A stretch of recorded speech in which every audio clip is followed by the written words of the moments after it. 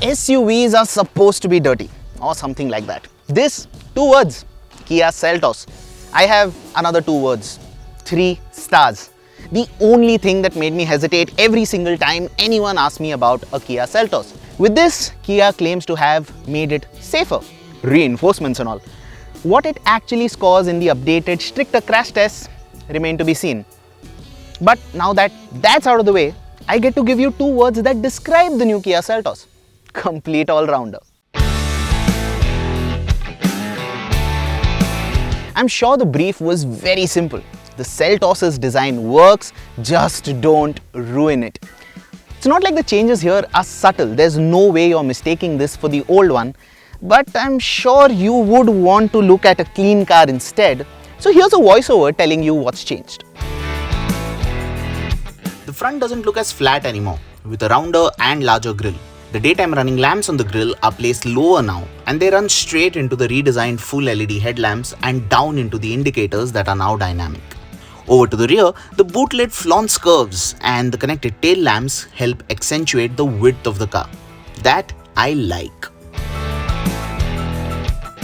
What I also like is the better differentiation between the GT line and the Tech line. The GT line gets different bumpers both at the front and the rear. It gets larger 18-inch alloy wheels and also functional dual-tip exhaust. There are new colors too. There's a pewter olive that looks quite unique, and then there's this Batman-approved matte grey. Batman will also approve of the interior color theme on both the X Line and the GT line. There's sage green for the X Line and all black for the GT line. The Tech line gets something practically everyone will love, a nice tan black combo. Quality continues to be a highlight here, but it's no different than what it used to be. There's leatherette on the dash and the door pads, both front and rear. The dashboard's design looks familiar, but it's not the same. And that's because this 10.25-inch touchscreen does not have a massive thick bezel surrounding it anymore. It also sits lower down on the dash and the central AC vents are now slimmer. Now what all these things do put together is change the view from the driver's seat substantially. It makes you feel like the dash is lower and you get a clearer view of the bonnet. This is kind of important if the Seltos is going to be your first sort of biggish car. Now this 10.25-inch screen subtly curves into this 10.25-inch screen. The display is crisp, the graphics are great. There are 4 themes you can choose from and you can link them to the drive modes as well. Now a bulk of the changes come here where you have 22 buttons and 2 knobs. Most of those buttons are for the new dual zone climate control feature that will let you set individual temperatures for the driver and the co-driver. Also, I'm just happy to have physical controls for the infotainment even in the top spec Seltos. The Seltos was always a feature-loaded car. There's a list that's way too long, so here's just the highlight reel. Power driver seat, front seat ventilation, auto headlamps and wipers, 360-degree camera, 8-speaker Bose audio system, wireless charger and an air purifier. There's also a heads-up display. Earlier, it was available on the GT line, but it's now exclusive to the X line. There's no real miss here in terms of features, but wireless Android Auto, Apple CarPlay and memory function for the driver's part seat would have been nice to have. Then there are feature additions that you'll actually use on a day-to-day basis. All 4 power windows get auto up-down functionality, the power window console finally gets backlighting, and the cruise control now comes with a limiter function. And you get 2 Type-C fast chargers to charge up your phone that's always dying because you doom scroll too much on Instagram. Follow ZigWheels on Instagram.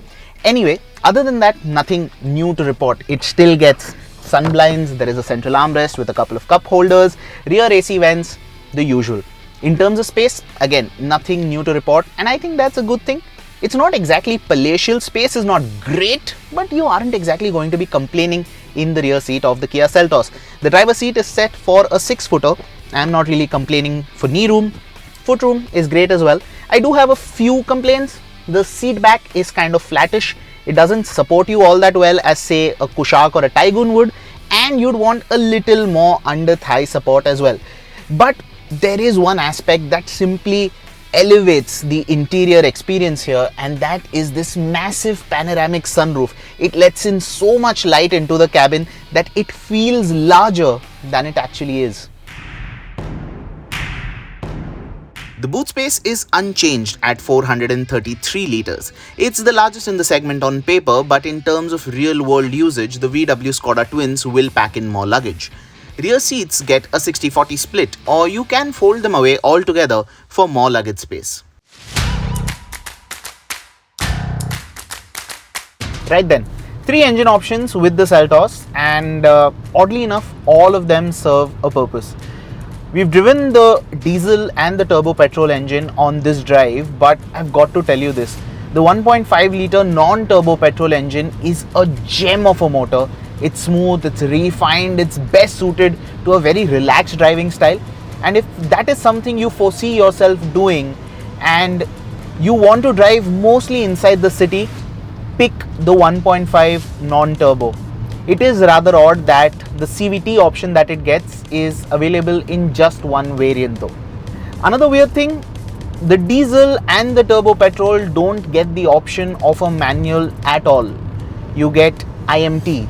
No clutch pedal, no stress. It gets the job done, but if you can make that stretch to the actual automatic, do it. It will be worth it in every sense of the word. Now the diesel is familiar, the 1.5 litre engine. It's one of 2 diesel engines you can choose in this segment right now, the other being the Hyundai Creta, of course. Pick the diesel if you're going to be doing a lot of intercity driving and if mileage is going to be a key deciding factor for you. Inside the city, especially with the automatic, it's very easy to drive, and out on the highway you can cruise all day long, no hiccups at all.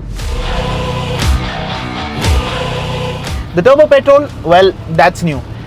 It's expectedly better than the 1.4 litre turbo engine that it replaces. Kia claims that it's not just quicker outright but also in gear, and it does feel like that. The DCT is quick to go up and down the gears, but it's still not DSG quick, if you know what I mean. This is easily the most fun engine you can have with the Seltos, but drive it enthusiastically and you will see single-digit fuel economy figures. Oh, also, the dual exhaust that the Seltos gets now in the GT line and the X line, they're functional, but the better sound is for the people you overtake. Inside the cabin, sound is quite well controlled.